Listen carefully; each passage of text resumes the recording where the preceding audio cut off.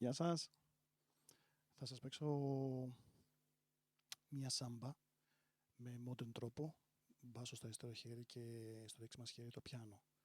Είναι πολύ καλό να χρησιμοποιούμε arrangers με το να κάνουμε splits και να παίζουμε και όχι μόνο να έχουμε τα αυτόματα που είναι ουσιαστικά μια ψιλοκονσέρβα. Ακούστε.